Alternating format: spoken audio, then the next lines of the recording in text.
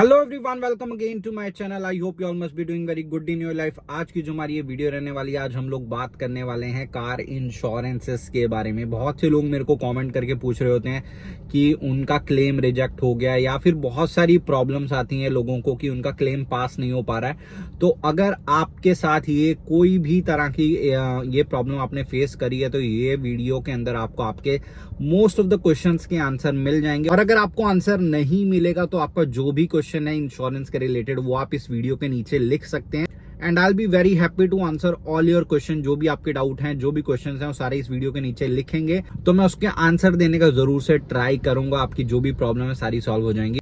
सो इस वीडियो को एंड तक जरूर देखिए ताकि आपका कोई भी पॉइंट बीच में छूट ना जाए और आपको अच्छे से पूरी नॉलेज और एक अंडरस्टैंडिंग हो पाए कि कार इंश्योरेंस जो है वो कैसे वर्क करती है। तो सबसे पहले स्टार्ट कर लेते हैं कि बहुत से लोग क्या करते हैं, सिर्फ थर्ड पार्टी इंश्योरेंस होता है और वो सोचते हैं कि उसके अंदर हमारी कार का हमें क्लेम मिल जाएगा। कुछ एक्सीडेंट हुआ है, कुछ भी हुआ।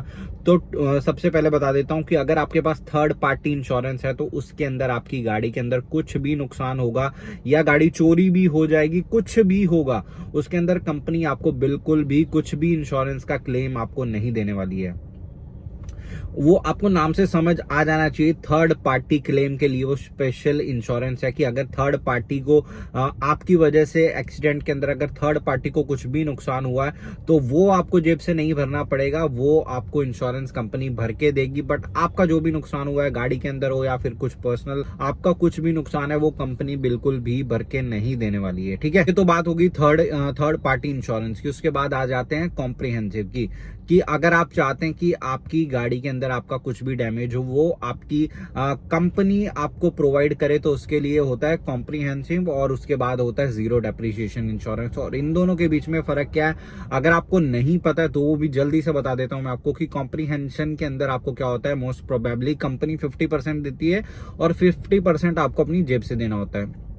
तो फिर आप सोचेंगे कि जीरो डेप्रिसिएशन के अंदर क्या डिफरेंस है। जीरो डेप्रिसिएशन के अंदर ये होता है कि कंपनी पूरा 100% क्लेम देती है, आपको अपनी जेब से कुछ भी नहीं देना रहता है। उसके अंदर सिर्फ आपको फाइल चार्ज देना पड़ता है जो होता है अराउंड 1000 से 2000 के बीच में होता है। वो डिफर करता है company to company, but most probably 1000-1500 रुपए के फाइल चार्ज जो है वो देके आप बड़े से बड़ी कोई भी दिक्कत अपनी गाड़ी के अंदर वो इंश्योरेंस में डाल के आप पूरा का पूरा क्लेम फ्री में अपना सेटल कर सकते हैं। तो अब आप बोलेंगे कि जीरो डेप्रिसिएशन ही सबको लेना चाहिए फिर, बट ऐसा भी नहीं है। ठीक है, ऐसा क्यों नहीं है वो मैं आपको बता देता हूँ। तो इसके अंदर भी certain rules and guidelines companies ने बनाई हुई है। डिफरेंट जो इंश्योरेंस कंपनी है, किसी ने 5 साल रखा है, किसी ने 7 साल रखा है, किसी ने 10 साल रखा है कि अगर 5 साल पुरानी गाड़ी होगी तो उसके बाद उसको हम जीरो डेप्रिसिएशन नहीं प्रोवाइड करेंगे।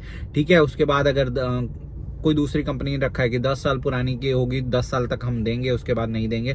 तो ये सबसे पहली एक उसकी लिमिटेशन आ जाती है। और उसके बाद अगर मैं बात कर लूं तो जीरो डेप्रिसिएशन की जो प्रीमियम होता है वो सबसे ज्यादा होता है। ये तीनों कैटेगरी की जो इंश्योरेंस मैंने अभी तक आपको बताई है, सबसे सस्ता आपको पता है कि थर्ड पार्टी इंश्योरेंस रहता है।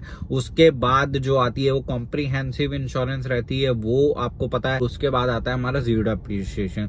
तो जस्ट फॉर एग्जांपल अगर प्राइसिंग की मैं एक नॉर्मल बात करके बताऊं तो अगर आपकी थर्ड पार्टी इंश्योरेंस आ रही है 3500 रुपए की आ जाएगी, वो बेसिक अगर आपकी गाड़ी है। ठीक है, और उसके बाद अगर कॉम्प्रिहेंसिव में अगर आप जाएंगे तो वही इंश्योरेंस आपकी 7 से 8000 के बीच में हो जाएगी। बट उसके अंदर अगर आप सेम उसी गाड़ी के अंदर अगर आप जीरो डेप्रिसिएशन में जाएंगे तो वो कहीं ना कहीं उस टाइम पे आपको 15 to 20,000 के बीच में पे करना पड़ सकता है, डिपेंडिंग कि आपकी गाड़ी कितनी पुरानी है और गाड़ी टू गाड़ी ये डिफर करेगा। तो ये सारी बातें रहती हैं। तो आई होप आपको ये तीनों का डिफरेंस तो सबसे पहले समझ में आ ही चुका होगा। और उसके बाद अब बात कर लेते हैं कि जो क्लेम है वो रिजेक्ट हो जाती हैं, वो क्यों हो जाती हैं। बहुत से लोग क्या करते हैं कि गाड़ी के अंदर जस्ट फॉर एग्जांपल पीछे गाड़ी का जो बम्पर है उसके अंदर छोटा सा डेंट आ गया है, उसको छोड़ दिया ऐसे ही कि उसको चलाते रहे आप, उसके बाद फिर एक और छोटा सा डेंट आ गया। या फिर ये सेम सिनेरियो आप ये सोचिए कि आपके डोर के अंदर हुआ है, गाड़ी का जो दरवाजा आता है उसके अंदर छोटा सा डेंट आ गया, फिर उसको आपने छोड़ दिया ऐसे ही चलाते रहे, फिर थोड़े महीने बाद एक और डेंट आ गया, फिर थर्ड टाइम में थोड़ी सी ज्यादा लग गई तो एक बड़ा डेंट आ गया। तो उस टाइम पे आपने सोचा कि मैं अभी इसको क्लेम करने जाता हूं तो वहाँ पे जो सर्वेयर है वो मतलब हर रोज उनका डे इन डे आउट यही चेक कर रहे हैं, तो वो देख के आराम से आपका अंदाजा लगा सकते हैं कि ये जो पहले के दो हैं ये थोड़े से पुराने हो चुके हैं। और होता क्या है कि जहाँ पे थोड़ा सा डेंट पड़ा होता है वहाँ पे रस्टिंग होनी स्टार्ट हो जाती है कि पानी के कांटेक्ट में जैसे डोर आता है या कुछ भी होता है तो वो पता चल जाता है कि नया नया जो एक्सीडेंट हुआ है वो कौन से डोर पे हुआ है, या फिर जो ये दो पुराने हैं तो जो दो पुराने का क्लेम होगा ना वो आपको नहीं मिलने वाला है वहाँ पे। और जो अभी लेटेस्ट में आपका लगा होगा जो एक्सीडेंट हुआ है सिर्फ वो उसी के ऊपर काम करके आपको देंगे, ठीक है। तो अगर आपको बाकी का वो चेंज कराना है तो वो आपको क्लेम नहीं मिलने वाला है। तो ये प्रॉब्लम थी, तो ये अब आपको समझ आ चुकी होगी कि आपके साथ ऐसा क्यों हो रहा था। और उसके बाद बात कर लेते हैं कि आपका कुछ छोटा मोटा एक्सीडेंट हुआ है या फिर उसके बाद उस टाइम पे बारिशें चल रही थी तो हुआ क्या कि आपने 10-15 दिन का डिले कर दिया और उसके बाद वहां पे रस्टिंग होनी स्टार्ट हो गई है। तो उस टाइम पे भी जो सर्वेयर होता है वो आपका क्लेम रिजेक्ट कर सकता है, ठीक है। तो ये होगी सेकंड बात। तो ये आपको ध्यान रखना है कि जैसे आपका कुछ एक्सीडेंट हुआ है या फिर कुछ भी कहीं भी गाड़ी लग गई और आप चाहते हैं कि इसके अंदर मैं क्लेम लेना चाहता हूं, तो उस टाइम पे आपको क्या करना रहेगा, आपको सबसे पहले जाके अपनी गाड़ी को रख देना है सर्विस स्टेशन के अंदर, ताकि आपको क्लेम सेटलमेंट में कोई भी दिक्कत ना आए। और उसके बाद बात कर लेते हैं कि और होता क्या है कि लोग कोई भी कंपनी का इंश्योरेंस ले लेते हैं, उनको पता नहीं होता कि उनके एरिया में वो सर्विस प्रोवाइड कैसे करें, उनका जो नेटवर्क है वो आपको वहाँ पे प्रोवाइड करके दे रहा है। मोस्ट प्रोबेबली लोग क्या होते हैं अपने ऑथोराइज सर्विस सेंटर पे अपनी गाड़ी को ले जाके रख देते हैं। वहाँ पे जाइए एक बार और वहाँ पे जो क्या बोलते हैं जो इंश्योरेंस का ये सब पूरे केसेस हैंडल करता होगा उसको जाके पूछे कि आप कौन सी कंपनी यहाँ पे अच्छे से फ्रीली जिसके अंदर आपको जेब से पैसा ना देना पड़े ऐसी कंपनी कौन सी है। तो वो आपको एक लिस्ट दे देगा कि ये 5 कंपनी है, तो आपको उन 5 कंपनी का इंश्योरेंस ले लेना है। और ऐसा क्यों मैं बोल रहा हूँ कि इसके अंदर मैं ये नहीं बोल रहा हूँ कि ए कंपनी है वो खराब है, बी कंपनी है वो अच्छी है, ऐसा बिल्कुल भी नहीं है। बट होता क्या है कि ए कंपनी का नेटवर्क एक सिटी में उसका अच्छा है बट उसके बी सिटी के अंदर उसका नेटवर्क जो है ना वो अच्छा नहीं है। तो ये हो सकता है आपके साथ भी। तो आप अपनी सिटी के अंदर कौन सी इंश्योरेंस कंपनी अच्छी है वहां पे जो कि आपका क्लेम सेटलमेंट के अंदर कोई दिक्कत ना आए, तो वो आप जाके चेकआउट कर सकते हैं। और उसके बाद बात कर लेते हैं कि अगर आपकी गाड़ी चोरी हो जाती है तो उस टाइम के अंदर सबसे ज्यादा जरूरी चीज क्या होती है कि आपकी गाड़ी जब आप परचेस करते हैं तो आपको 2 की प्रोवाइड करी जाती हैं। तो होता क्या है कि बहुत से लोग क्या है उसको रख के भूल जाते हैं या फिर कुछ भी रीजन से सेकंड की नहीं उनको मिलती है। तो अगर आपके साथ ये केस होता है तो हमेशा याद रखिए कि अगर आपकी दोनों चाबियां आपके पास नहीं है और आपकी गाड़ी चोरी होगी तो उस टाइम पे आपको क्लेम नहीं मिलेगा, ठीक है। तो हमेशा अपनी दोनों चाबियां संभाल के रखनी है आपको अपने पास, ठीक है। भले उनकी बैटरी लो हो जाए कुछ भी हो जाए दूसरी चाबी का, बट हमेशा उसको संभाल के रखिए। जब ऐसी कुछ सिचुएशन आए तो आप आराम से उसको दे पाएं। अगर नहीं है तो क्लेम नहीं होगा पास। और उसके बाद एक और सिनेरियो की बात कर लेते हैं कि अगर आपने अपनी गाड़ी के अंदर कुछ मॉडिफिकेशन करवाई है, ठीक है, कुछ भी आपने जैसे अपनी इंजन की पावर है उसके अंदर कुछ एनहांसमेंट करवाई है या फिर कुछ ऐसी एक्सेसरीज अपनी कार के अंदर लगवाई है जो कंपनी प्रोवाइड नहीं करती थी बट फिर भी आपने लगाई है वो सारी चीजें जो कि आप आजकल अपनी गाड़ी के अंदर देखते रहते होंगे। तो अगर कुछ ऐसा है तो भी आपको क्लेम नहीं मिलेगा। तो एक छोटा सा एग्जांपल मैं बताता हूं। होता है क्या कि आजकल आप इंस्टाग्राम ये सब यूट्यूब पे वीडियोस देखते हैं, लोग अपनी गाड़ी की जो आगे की ग्रिल्स होती हैं वो पूरी चेंज करवा रहे होते हैं, ठीक है।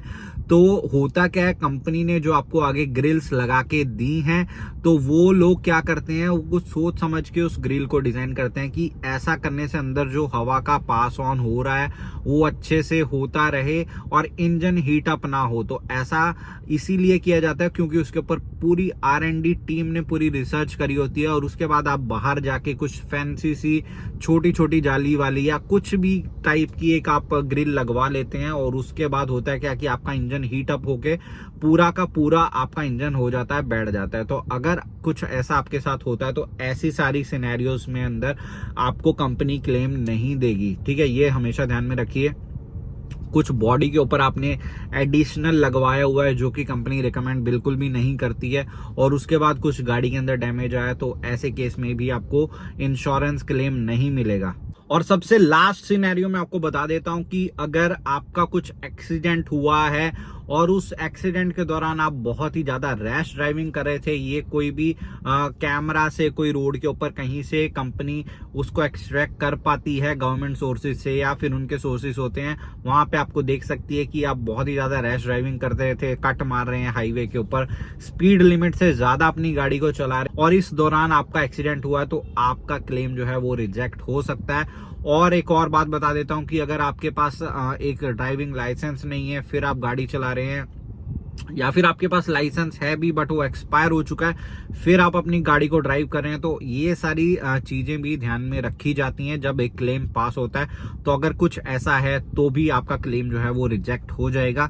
तो ये जो सारे सिनेरियो मैंने आपको बताए हैं, मोस्ट प्रोबेबली ये सारे के सारे कवर हो जाते हैं इंश्योरेंस क्लेम के अंदर। अगर आपका इसके अलावा भी कुछ भी क्वेश्चन है, कुछ डाउट है, वो आप डायरेक्टली नीचे कमेंट में लिख सकते हैं और मैं जरूर से उसका रिप्लाई देने का ट्राई करूंगा। तो अगर ये सारी चीजें आप ध्यान में रख लेंगे और ये सारी चीजें ध्यान में रख के अपनी गाड़ी को ड्राइव करेंगे और उसके बाद आपके साथ कुछ दुर्घटना होती है, कुछ भी तरह का कुछ भी एक्सीडेंट होता है छोटा मोटा, या खुद से कहीं गाड़ी लग जाती है, तो आप आराम से क्लेम कर सकते हैं। बट इन बातों का ध्यान रखिए, ऐसा कुछ मत कीजिए, ठीक है। तो आई होप आपको वीडियो अच्छी लगी होगी, कुछ जानने को जरूर से मिला होगा। और ऐसी वीडियो देखने के लिए मेरे चैनल पे जाइए, बहुत सारी वीडियोस आपको देखने को मिल जाएंगी। So that's it for this video guys, मिलेंगे नेक्स्ट वीडियो में। Till then stay safe, stay happy, bye bye.